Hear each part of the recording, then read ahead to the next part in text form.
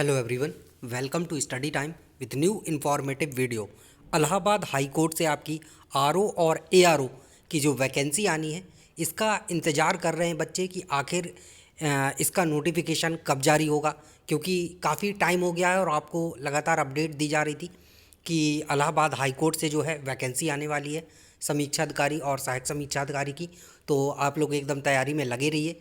तो निश्चित तौर पर आप अपनी जो पढ़ाई है उसमें अच्छे से लगे होंगे तैयारी में कि नोटिफिकेशन आएगा, एग्ज़ाम होगा। और इस बार जो मुझे कोई भी कसर है वो नहीं छोड़नी है कि मेरा जो सिलेक्शन है वो ना हो, है ना।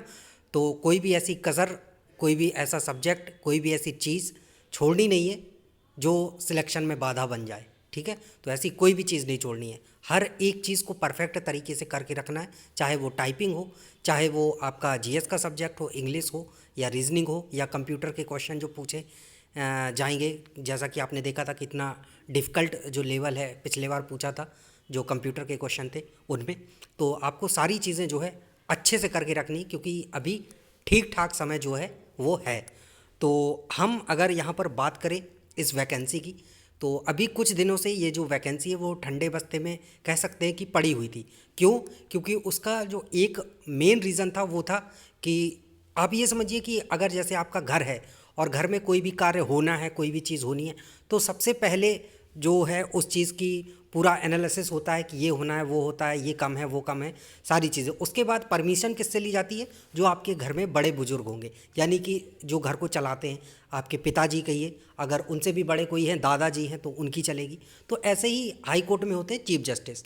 तो चीफ जस्टिस जी वहाँ पर जो पहले थे वो रिटायर हो गए और अगले जो हैं उनकी नियुक्ति नहीं हुई थी और अभी ज्वाइन नहीं किया था। तो इस वजह से ये सारी चीज़ें अभी कह सकते हैं कि पॉज थी, स्टॉप थी। और अब जो आगे आपकी वैकेंसी आनी है तो उसमें जो सारा प्रोसेस लगभग कह सकते हैं कि होके रखा हुआ है।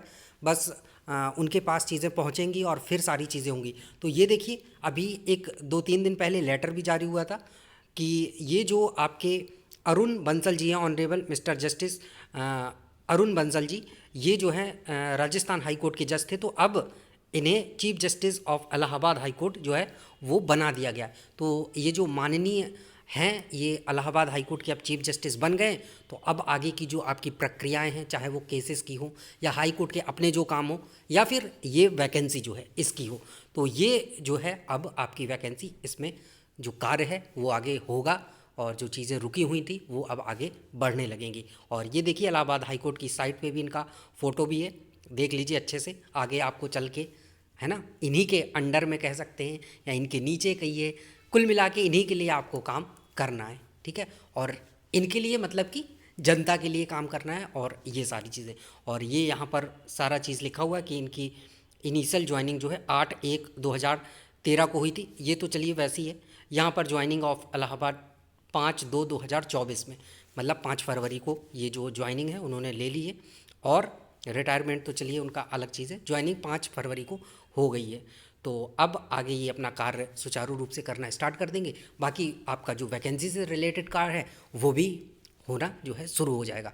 और आगे इसकी जो भी अपडेट मिलती है कि कब तक इसके नोटिफिकेशन या आने की क्या चीज़ें चल रही हैं, कैसे चल रही हैं, वो जो भी अपडेट आएगी वो आपको जानकारी दे दी जाएगी।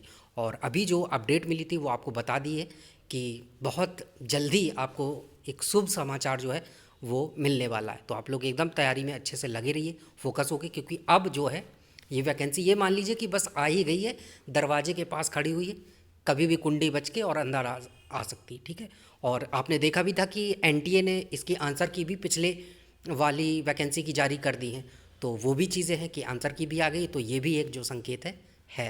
तो अब बस अच्छे से आप लगे रहिए, आगे कोई अपडेट आती है तो निश्चित तौर पर जानकारी आपको इसी चैनल के माध्यम से प्रदान कर दी जाएगी। Thank you.